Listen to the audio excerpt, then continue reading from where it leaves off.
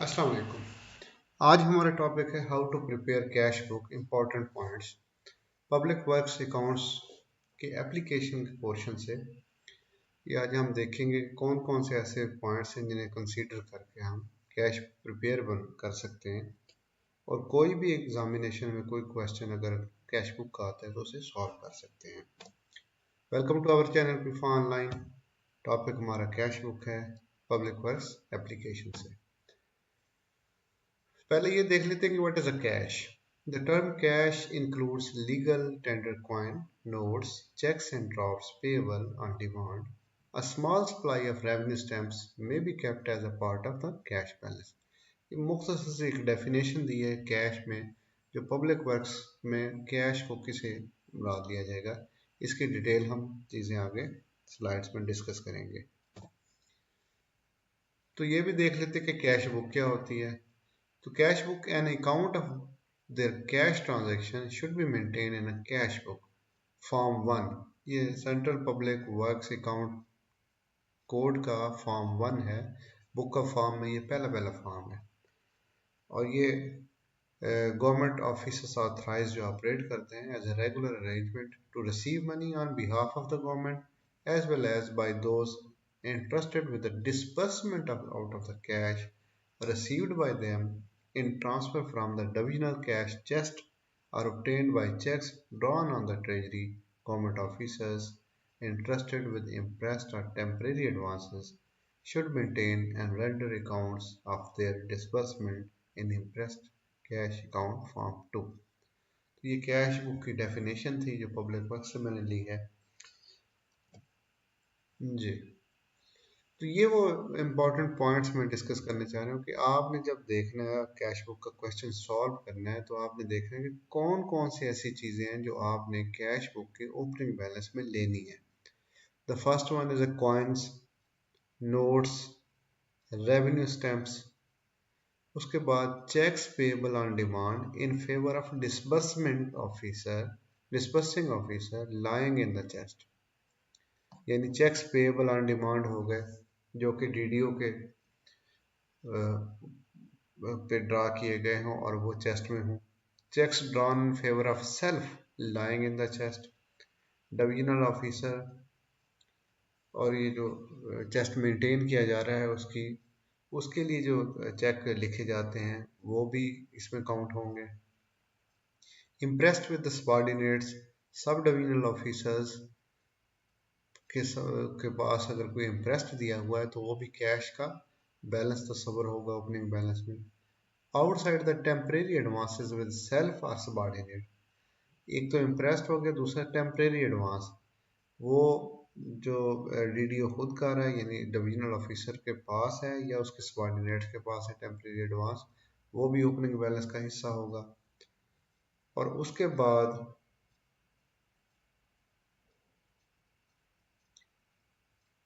any advance payments made from the main chest to a government servant on a transit pending recoupment of receipt of the cash from the treasury on regular basis।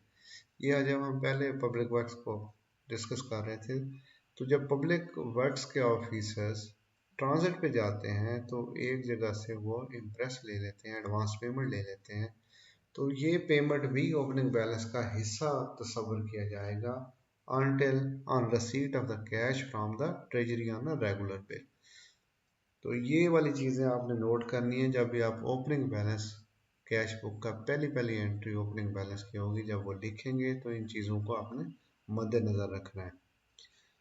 आगे हम वो भी देखेंगे कि कौन सी चीज़ें opening balance में नहीं होनी चाहिए, उस तरफ चलते हैं।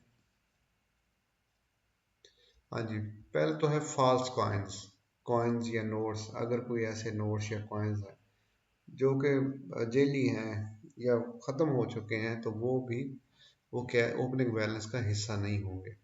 सर्विसेज स्टैम्प, पोस्टेज स्टैम्प्स, ये कैश बुक का ओपनिंग बैलेंस में शामिल नहीं होंगे।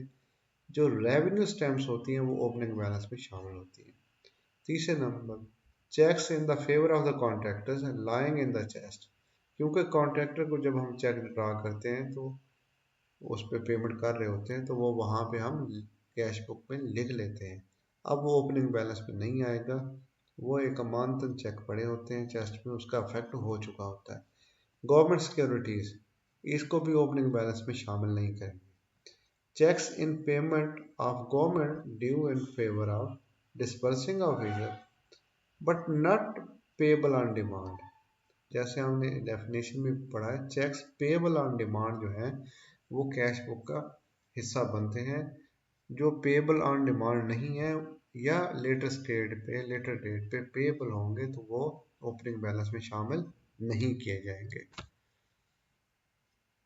अच्छा, ये इसकी आखिरी स्लाइड है। हमने ये देखना है कि कौन सी ऐसी ट्रांजैक्शन है जो कैश बुक में एंटर नहीं की जाएंगी। The first one, payment made to the government servant by drawing bills on treasury. तो ये आपने नोट करना है, जब आपके पास क्वेश्चन आएगा तो कोई ऐसी पेमेंट तो नहीं है जो गवर्नमेंट सर्वेंट को कर रहे हैं और उसका बिल आपने ट्रेजरी पे ड्रा कर रहे हैं।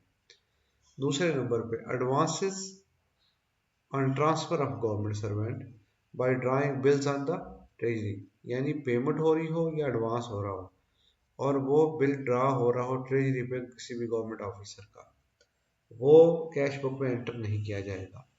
एडजस्टमेंट ट्रांजैक्शन यानी कि बुक ट्रांसफर्स जो होते हैं वो कैश बुक में एंटर नहीं होते। स्टॉक ट्रांजैक्शन ये भी कैश बुक में एंटर नहीं होते। A bill of contractor prepared and passed for payment but not showing as actually paid, यानी वो फाइनल पेमेंट का प्रोसीजर पूरा नहीं हुआ, अभी उसे पेमेंट नहीं हुई। जब पेमेंट नहीं हुई तो कैश बुक अफेक्ट नहीं होगी, तो कैश बुक में वो एंटर नहीं किया जाएगा। तो ये देखना है कि जब तक उसके रियलाइजेशन या एक्चुअल पेमेंट नहीं हो रही तो उस वक्त तक कॉन्ट्रैक्टर का बिल कैश बुक में एंटर नहीं होगा। A check in favor of self to replenish the check drawn during the previous month। जी, पिछले महीने चेक हमने ड्रा किया था और ट्रेजरी को भेजा था for encashment during the current month. तो ऐसी एंट्री भी कैश बुक में एंटर नहीं होगी क्योंकि इसका अफेक्ट पिछले महीने में हो चुका है। Earnest money attach to the tenders and return to the contractor on the same day. जब भी किसी बिडर्स जो हैं वो टेंडर्स जो हैं अपने टेंडर जमा कराते हैं तो साथ अर्नेस्ट मनी जमा करवाते हैं। अगर जिन लोगों के टेंडर रिजेक्ट हो जाते हैं तो उन्हीं उसी दिन उन्हें अर्नेस्ट मनी के वो वापस कर दिए जाते हैं। तो ऐसे जो अर्नेस्ट मनी की अटैचमेंट होगी वो भी कैश बुक में एंटर नहीं की जाएगी। Thank you for watching Pifa online. अगर फिर भी आपको कोई इसमें से आपको कोई ऐसी चीज़ है वो समझ ना लगे तो आप कमेंट्स में लिख सकते हैं। कमेंट्स में हम इंशाल्लाह आपको गाइड करेंगे। अपने पेपर्स पे ज़रा फोकस करें और इंशाल्लाह 100% कामयाबी हासिल करें। अल्लाह हाफिज़।